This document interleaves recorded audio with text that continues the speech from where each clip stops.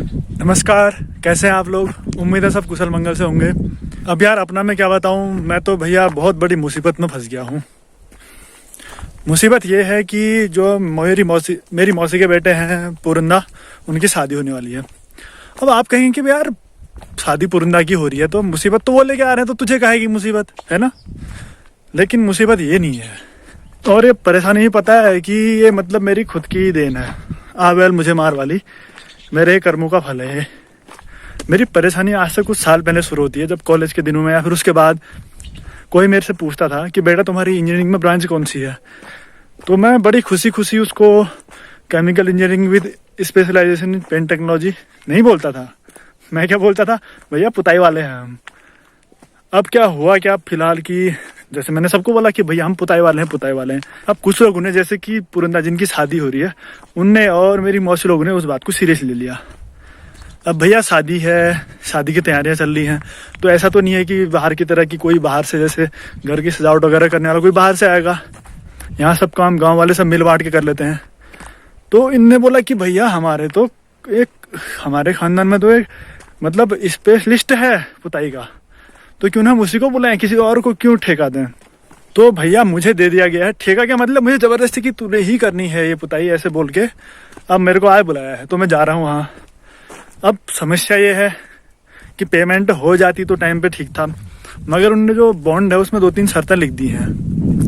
पहला कि पुताई का काम 2 दिन में पूरा करना है पूरे घर का, और दूसरा कि जो पुताई की जो पेमेंट है वो कैश में नहीं मिलेगी, वो किसी अलग तरीके से मिलेगी।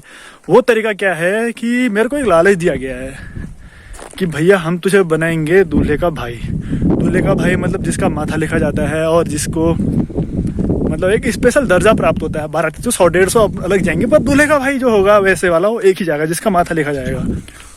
तो जो मजाक था मेरा कि हम भैया पुताई वाले हैं, पुताई वाले हैं, जो कॉलेज के दोस्त होंगे मेरे उनको याद होगा, तो वो मजाक मेरे को बहुत भारी पड़ गया है। अब जा रहा हूँ मैं, देखते हैं वहाँ क्या होता है, कितना काम है, कितना क्या है। घर बड़ा ही है उनका। तो भैया सभी को मैं एक ही सलाह दूंगा कि पहले तो कुछ इंजीनियरिंग वगैरह करना मत, और अगर करते भी हो तो किसी को इस तरह से मजाक में मत बोलना। भैया ये बोलना कि इंजीनियर हैं, कुछ काम नहीं आती भले ही।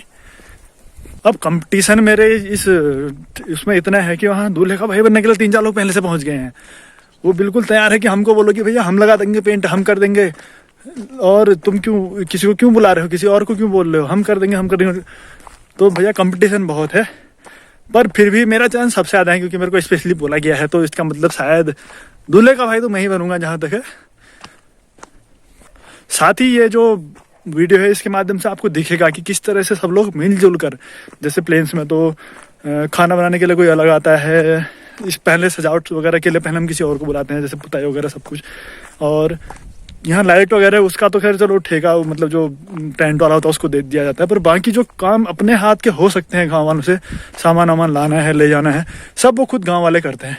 तो वो आपको दिखेगी। अब धीरे धीरे मैं 1-2 वीडियो और बनाऊंगा इस शादी पर। और आजकल तो मैं शादी के दिन के लिए छपेलियाँ भी सीख रहा हूँ। छपेली मतलब जो गाने टाइप के गाते हैं, ठोक जिनको कहते हैं वैसे आमतौर पर। तो एक छपेली मैं आपको सुनाता हूँ। छोट छपेली नहीं है, मतलब ठोक के जो बात का आता है वो है कि अलगोभी को सागा मी फूल क्या खनी छू, ओ तलगु मेरो मैं तामी मलगु जानी छू वे। अरे हाँ, आपको बॉन्ड की बाकी शर्तें तो मैं बताना ही भूल गया। तो जो तीसरी शर्त उस बॉन्ड की है वो ये है कि दूल्हे के भाई होने के नाते आप ये बिल्कुल मत समझिएगा कि आपको जो दूल्हे वाली गाड़ी है उसमें जगह मिलेगी। बाकी बारातियों की तरह ही भी जाना पड़ सकता है, कोई गारंटी नहीं है मतलब इस बात की। चौथी शर्त यह है कि अगर डीजे पे नाचना है तो भैया ऊपर रोड से डीजे के जो फ्लोर हैं वो खुद लेके आने पड़ेंगे। 5वीं तथा एक महत्वपूर्ण शर्त यह है कि जो ग्राम पंचायत वाले बर्तन हैं वो सब तुम्हें लेके आने पड़ेंगे। आखिरी तथा सबसे महत्वपूर्ण शर्त उसमें ये लिखी हुई है कि जो भी राशन आएगा खाने पीने का, चावल हो गए, सब्जी, आलू के कट्टे, गोभी वगैरह जो भी आएगी, मतलब आजकल सब्जी सलाद वगैरह, तो वो सब भी हमें खुद ही ऊपर रोड से नीचे पहुंचाने पड़ेंगे गांव में। तो भैया ये है मेरी बहुत बड़ी मुसीबत।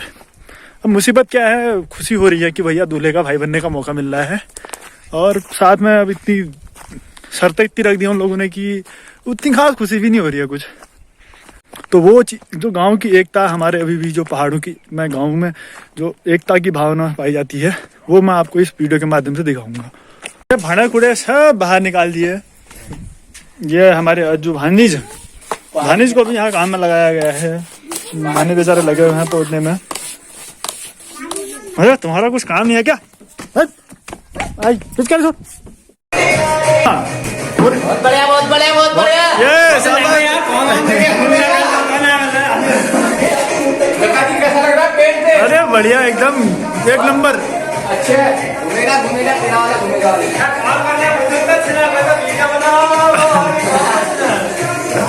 मैं नहीं अच्छा हो रहा है माहौल।